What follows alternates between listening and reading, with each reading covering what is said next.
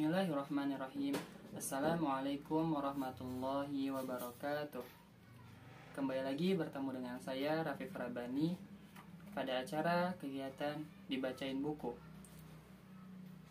Kembali lagi kita bersama buku Nasihat Spiritual, salah satu koleksi dari Risalah Nur karya Badiuzaman Said Nursi.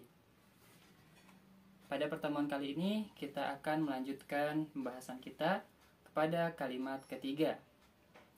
Bismillahirrahmanirrahim. Ya ayyuhan nasu budu. Wahai manusia, beribadahlah. Quran Surat Al-Baqarah ayat 21.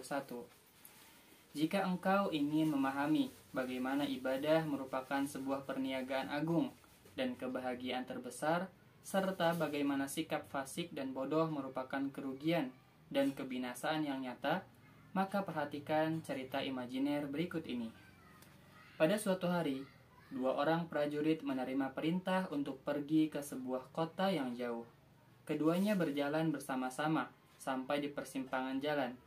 Di sana keduanya bertemu dengan seorang lelaki yang berkata kepada mereka, "Jalan sebelah kanan, di samping tidak mengandung bahaya, 9 dari 10 musafir yang melaluinya akan menemukan kelapangan, ketenangan, dan keberuntungan. Sementara jalan di sebelah kiri, di samping tidak bermanfaat, 9 dari 10 para pelintasnya mengalami kerugian besar." Perlu diketahui bahwa kedua jalan tersebut memiliki jarak yang sama. Yang membedakan hanya satu, yaitu pejalan yang melalui sisi kiri yang tidak mau terikat dengan peraturan dan perintah, berjalan tanpa membawa tas barang dan senjata, sehingga secara lahiriah ia merasa ringan dan nyaman. Sebaliknya, pejalan yang melalui sisi kanan, yang terikat dengan posisi dirinya sebagai prajurit, harus membawa tas lengkap, berisi perlengkapan makanan seberat 4 kilo dan senjata negara seberat 2 kilo, di mana dengan itu dapat mengalahkan semua musuh. Setelah kedua prajurit itu mendengar ucapan lelaki pemberi petunjuk tadi, orang yang bernasib baik melewati jalan sebelah kanan. Ia berjalan seraya memikul sejumlah beban, namun hatinya tenang dan jiwanya bebas dari segala ketakutan. Adapun orang yang bernasib buruk enggan menjadi prajurit dan tidak mau terikat dengan peraturan. Dia meniti jalan sebelah kiri. Meski fisiknya bebas dari beban 1 ons, namun kalbunya di bawah tekanan beban ribuan kuintal derita dan jiwanya tersiksa oleh berbagai kecemasan yang tak terhingga. Ia melintasi jalannya dengan terus meminta tolong kepada setiap orang, serta cemas terhadap segala hal dan takut terhadap semua kejadian. Ketika sampai di tempat tujuan, ia pun mendapatkan hukuman sebagai balasan atas sikapnya yang lari dan membangkang.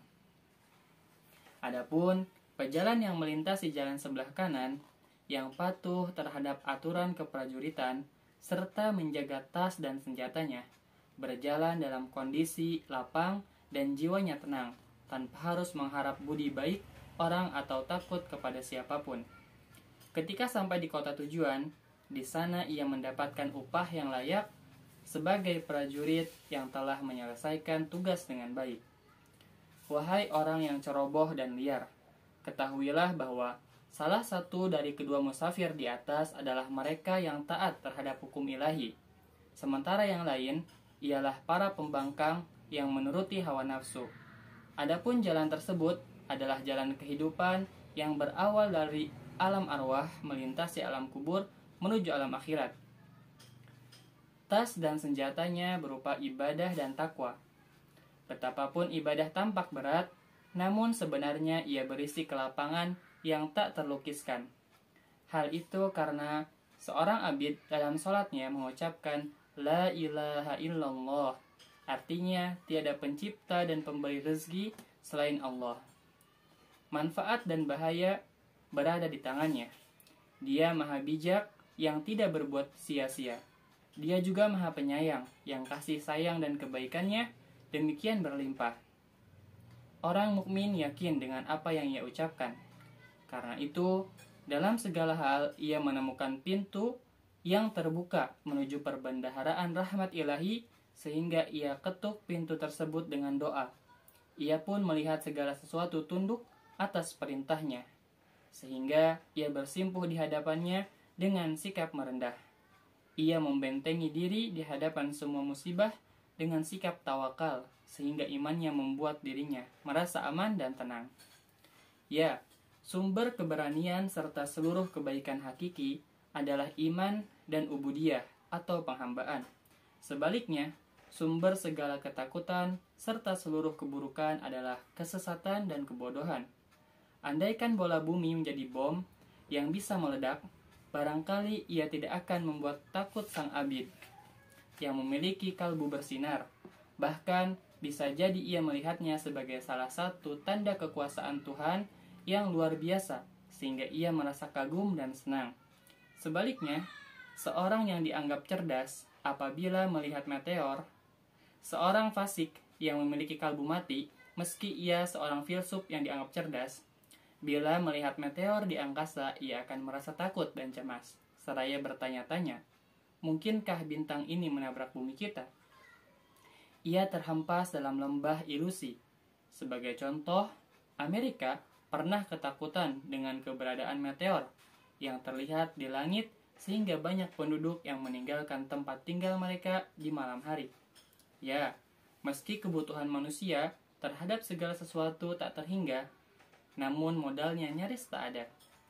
Meski ia rentan terhadap musibah yang tak bertepi, namun kemampuannya tidak berarti. Pasalnya, kadar modal dan kemampuannya sejauh jangkauan tangan, sementara impian dan keinginannya serta penderitaan dan cobaannya sangat luas, sejauh mata memandang, bahkan sejauh jangkauan khayalan. Karena itu, jiwa manusia yang lemah dan tak berdaya benar-benar membutuhkan berbagai hakikat ibadah dan tawakal, serta tauhid dan sikap pasrah. Keuntungan, kebahagiaan, dan nikmat yang didapat darinya juga sangat besar. Siapa yang penglihatannya masih sehat, pasti bisa melihat dan menjangkaunya. Pasalnya, seperti diketahui bahwa jalan yang tidak berbahaya tentu lebih dipilih daripada jalan yang berbahaya, meskipun kemungkinan manfaat yang ada padanya 1:10. Terlebih, persoalan kita ini, yakni jalan ibadah, di samping tidak berbahaya dan kemungkinan manfaatnya 90%, ia juga memberikan kepada kita perbendaharaan kebahagiaan abadi. Sebaliknya, jalan kefasikan dan kebodohan seperti pengakuan si fasik itu sendiri, di samping tidak memberi manfaat, ia juga menjadi sebab datangnya derita dan kebinasaan abadi disertai keyakinan 99% mengandung kerugian dan tidak adanya kebaikan padanya. Hal ini adalah sesuatu yang pasti berdasarkan kesaksian para pakar, di mana sampai pada tingkat mutawatir dan ijma. Ia adalah sebuah keyakinan yang kuat sesuai dengan informasi dari kalangan yang telah mencapai tingkatan kasyaf dan zauk. Dari sini dapat disimpulkan bahwa sebagaimana akhirat, kebahagiaan dunia juga terletak pada ibadah dan seberapa taat kita menjadi hamba Allah. Karena itu, kita harus senantiasa mengucap Alhamdulillah atas ketaatan dan taufik yang Allah berikan. Kita juga wajib bersyukur kepadanya karena kita menjadi muslim. Ustadz Badiuzaman Said Nursi pada kalimat ketiga ini memberikan perumpamaan jalan kehidupan yang memiliki cabang dua, yaitu jalan yang kanan dan juga jalan kiri. Sebagaimana dalam Al-Quran juga Allah berfirman dalam surat Asy-Syam ayat 8, 9, dan 10. A'udzubillahi minasyaitonirrajim. Bismillahirrahmanirrahim. Fa'alhamaha fujuraha wa taqwaha. Qad aflaha man zakkaha wa qad khaba man dassaha.